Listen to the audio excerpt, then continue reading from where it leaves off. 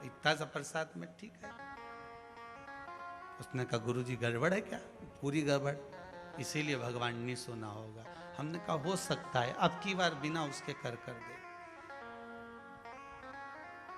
चालू है उसके सोमवार, अब चौथा पांचवा मालूम पड़ेगा वो तो है। यहाँ तो बाबा ने कृपा कर दी, सोमवार का भी इंतजार नहीं करा। एक माता ने लिख के भेजा, करवा चौथ वाला उपाय करा था गुरुजी। बड़े आप लोग प्रश्न बड़े, पत्र बड़े सुंदर। किसने लिखा है? करवा चौथ का उपाय करा था और बेटे का जॉब लग गया। कहाँ है माँ? अब पत्र ढूंढूंगा, टाइम लगेगा। खड़ी हो जाओ, जहाँ भी हो। आप ही हो? हाँ जरा दो, जरा माइक दो जरा।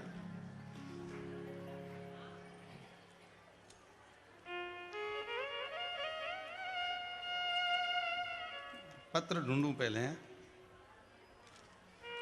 श्री शिवाय नमस्ते। श्री शिवाय नमस्तुभ्यम। माता जी कहाँ से आए आप? मैं भीकन गांव से आई, जिला भीकन गांव से आए जी। वो आपने शरद पूर्णिमा के दिन 7 चावल बोले थे कि इत्र में डुबो के और चंद्रमा के सामने प्रार्थना करना है।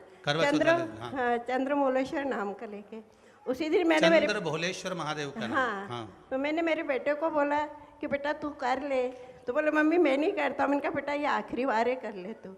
और देखे वो इंटरव्यू देने गया और करवा चौथ के दिन उसका ऑर्डर आ गया। हाँ। बस बाबा की कृपा लग गई जॉब। वो कल जाएगा ज्वाइन करने। ठीक ठीक, बाबा की कृपा। बैठी विराजी, बस यही शिव की कृपा। अच्छा तुमने भी उसमें दम दे दी कि आखिरी बार कर ले रे छोरा। एक बात तो है, पक्के हो तुम लोग भी शिव के भगत, बैठ जाओ। पीछा नहीं छोड़ोगे तुम शंकर का, ये पक्का। शिव है ही ऐसा।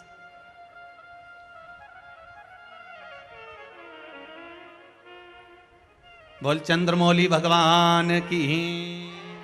भगवान शिव, आपका विश्वास, बस आप भाव रखकर, विश्वास रखकर शिव की आराधना में डूबे हो तो भगवान देने में कमी ना रखे। एक गौ, दूसरा गुरु। गौ की शरणागति, गुरु की शरणागति, ये दोनों कर लीजिए। गौ और गुरु की शरणागति अगर आपने ग्रहण करी है तो शरणागति का मतलब फिर समझ लेना। शरणागति का मतलब ये नहीं आप गुरु के बतलाए हुए मार्ग पर गौ माता के उस चरणारविंद की रज का भाव आपके जीवन में रहे और भगवान आपके मार्ग को सुलभ करता रहे, सुलभ करे। कार्तिक महत्तम की कथा में एक सुंदर चरित्र आता है। एक गजेंद्र असुर हुआ।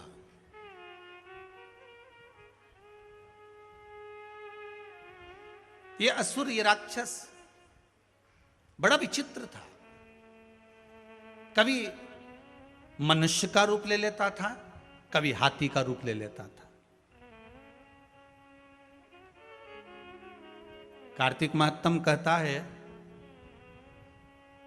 कभी मानव का रूप ले रहा है, कभी हाथी का रूप ले रहा है, गज का रूप ले रहा है।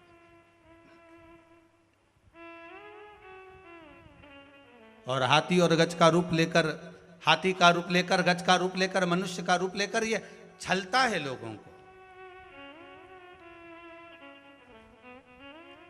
पहले एक बात कही थी, आप लोगों के ध्यान में होगा। एक मुखी रुद्राक्ष और एक मुखी व्यक्ति बड़ी मुश्किल से मिलते हैं। क्या क्या? एक मुखी रुद्राक्ष और एक मुखी मनुष्य, मानव। अब हाथी भी दो मुखी है, कभी मनुष्य बन रहा है, कभी हाथी बन रहा है। अहंकार में 3 गए धन, वैभव, वंश। ना मानो तो देख लो रावण, कौरव और कंस। एक जगह कहीं विचार करिएगा।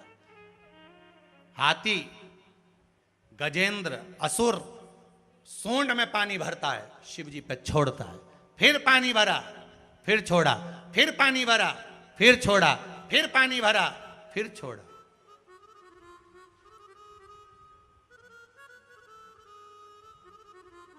हमारी अहमता ना रहे, हमारी फिर पानी भरा, फिर छोड़ा, फिर पानी भरा, फिर छोड़ा। विश्वनाथ शंभु त्रिकालदर्शी कैलाशी प्रसन्न हो गए। मांग तुझे क्या चाहिए। कई लोग कहते हैं शंकर जी पे पानी चढ़ाने से होता क्या है, तो असुर पर अगर वो प्रसन्न हो सकता है तो आप तो, और हम तो सांसारिक मानव है, मनुष्य है, प्रसन्न हो गया। मांग तुझे क्या चाहिए, बस कृपा कर दीजिए। क्या, इतनी सी कृपा कर दो कि मैं जब आपको बुलाऊं मेरा शंकर मेरे सामने आ जाए, मेरा शिव मेरे सामने।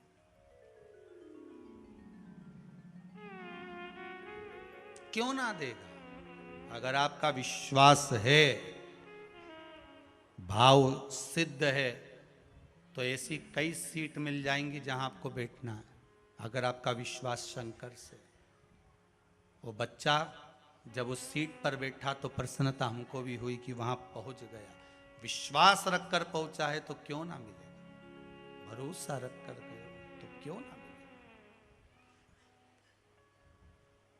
बस विश्वास दृढ़ होना चाहिए, भरोसा दृढ़ होना चाहिए। हाथी ने मांग लिया, जब जब बुलाऊं तब शिव को आना पड़ेगा।